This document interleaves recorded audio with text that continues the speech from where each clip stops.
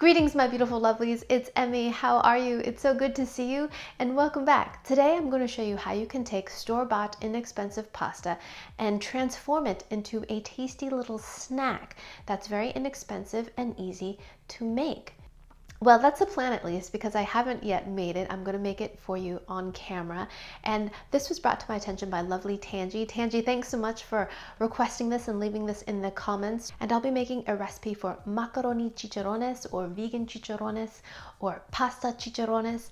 And essentially we're going to be taking the technique of making chicharrones, which are traditionally made from pork skins that have been boiled, dried, and then deep fried into this puffy, crispy, savory snack that is well loved around the world. Sometimes it's dipped in vinegar, sometimes it's just sprinkled with salt, but it has such a great crunchy texture and delicious porky flavor. But today we're going to be making it vegan style, because instead of pork skin, we're going to be using pasta, macaroni or macaroni pasta to be specific. So it's pretty likely that you have all the ingredients to make this crispy snack. You're going to need pasta. In this case, I'm using macaroni elbow pasta, but from the videos that I've watched, you can use penne, you can even use spaghetti, you can use shells, whatever kind of pasta you have on hand, it will probably work. So I watched a couple of videos to learn this process and technique. One of them is Prissy Meteor's video for macaroni chicharrones. I'll put that video down below. And the other one comes from Kim's Kitchen, and like always, I'll put the link down below in the description. If I forget to put the links, be sure to let me know in the comments.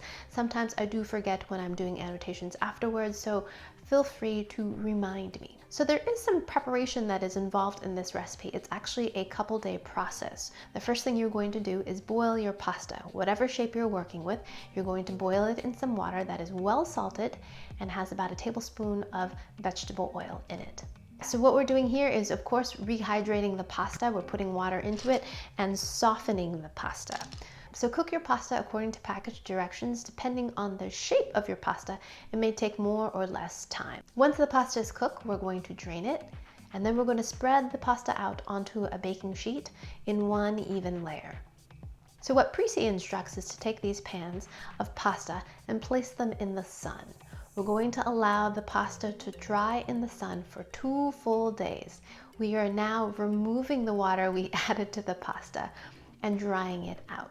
This is an important part of the process to get this really great bubbly reaction that happens when we add the pasta to the oil. Another way to do this is, if you have a dehydrator, place your pans in the dehydrator and dehydrate at 125 degrees for 12 hours. So seemingly it looks a lot like dried pasta, but if we look closer, it actually is a little bit different. So this is the uncooked pasta.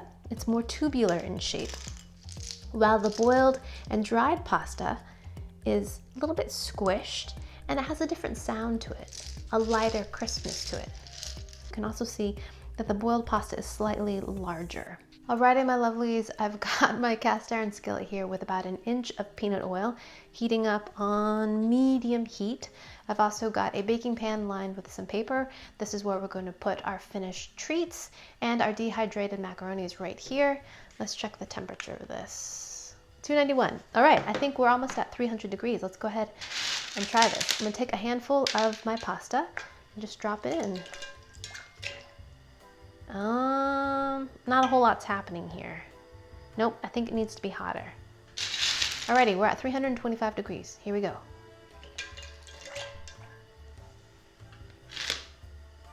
Okay, I'm not seeing an immediate reaction.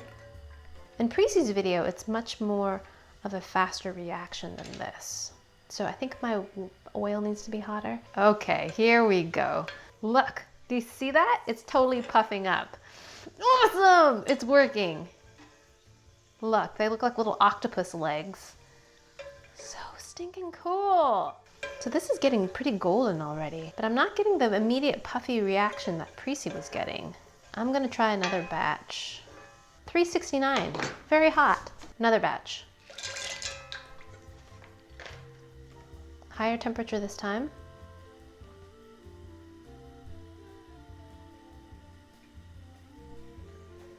Moving around a little bit. Oh, there they go. They're starting to fizz. Okay, all right. So we need a higher temperature. Okay, good, good, good. Woo! Step back. They're still not as poofy as hers though. How'd she get hers so poofy? Okay, so I think the oil needs to be hot enough for this to happen. Alrighty, here we go. Okay, move them around. See, now it's not fizzing up at all. I've done a few batches of this now, and now I figured out your oil does have to be pretty hot. So put a handful of your cooked macaroni in there and step back, because this pops a lot. And as soon as they puff up, take them out. Look at that. Now we're getting what we want. Yes, that's what we want. Yes, yes, yes. Now they look like chicharrones. So your oil has to be pretty wicked hot. About 400 degrees for this to puff up properly. I'm glad I didn't give up. It shouldn't take very long at all. See how quickly they come up? Oh my gosh. Yes, that's it. 375 degrees is the magic deep frying temperature specifically for these chicharrones.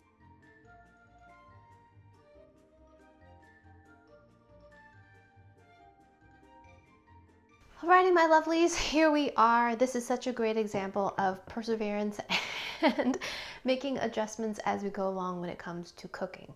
Here's my very first batch, which is too toasted. We didn't get much of the bubbling at all. Second batch with a slightly higher temperature. We did get some bubbling, but again, over browned. And this was the final batch. Looking for tiny bubbles that cover the entire surface of the pasta. We don't want it to be over browned, over oily. I was actually about to dismiss this recipe, but it was actually all on me. You have to get the correct temperature of the oil. Prissie's video is in Tagalog, which I don't speak or understand, so she might have mentioned the temperature of the oil, but I didn't catch that.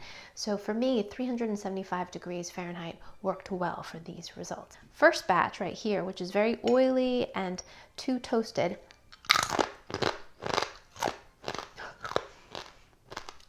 Very crunchy, but a brittle kind of crunch. It's too hard of a crunch.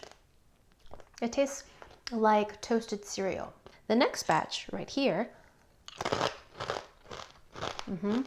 a little bit lighter in texture, still very big crunch, but again, still too hard.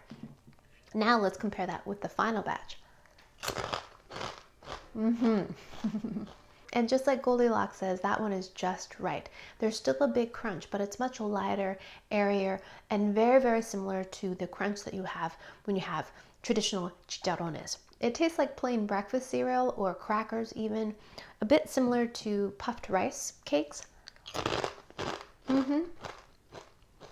A very blank slate. You could go in the direction of savory or sweet, depending on what you shake on these. So let's go ahead and season these so they have some flavor.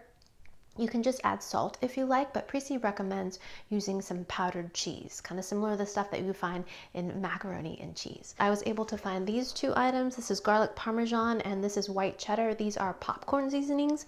I've never tried these before, but I think they will fit the bill. And because most of mine actually did not turn out, my quantity is going to be quite small. Sprinkle some of this on here and then cover with a plate. You can also do this in a Tupperware container. Shake. Ooh, there we have it. So that's the garlic version. Let's do the cheese version. Okay, so there's the white cheddar. So this one sounds most intriguing to me, and we're going to be using some seasoned vinegar. I love making pickled peppers. If you watch me on social media, I talk about these all the time. I showed you how to make them, and it's super simple. Vinegar, a little bit of sugar, a little bit of salt, a clove of garlic, and lots of peppers. So I'm going to use this vinegar to dip my snacks in. I love these pickled peppers. I put them on everything, on my eggs, my sandwiches, my tacos. Love, love, love these. This will last me probably about 2 weeks, and then I'll have to make a new batch. Garlic parmesan first. Here we go. Itadakimasu. Mmm. Oh, that's great. Like I said, those snacks are blank canvas. So now that we've added parmesan and garlic powder to it, this tastes exactly like what you would buy in a bag at the store, but we've made it ourselves for a fraction of the price. Yum! Let's try the white cheddar version. Ooh, I like that as well. Very cheesy and dairy with a little bit of a tang. Of the two, I think it just depends on the mood that you're in. Again, because we've added this manufactured powder seasoning, it tastes exactly like what you might purchase in a box or bag at the store. This is the version I'm most excited about. I'm gonna take my plain chicharrones and dip it into my seasoned vinegar. Here we go. Oh yeah, that's great. It's like a bursting live version of salt and vinegar chips. So much zingier, more garlicky, and a little bit of heat. Oh, that's delicious. This one's my favorite. Although these are a very close second. If you want something that tastes store-bought, then definitely go with the powder mixes. The powders also do a great job at absorbing the oil so they don't feel greasy. Tasty, delicious snacks. Yay! I'm so pleased that this recipe turned out. Thanks so much for tuning in. I hope you enjoyed that one. I hope you learned something. Please share this video with your friends. Follow me on social media, like this video, subscribe, and I shall see you in the next one. Toodaloo, take care, bye! Bye!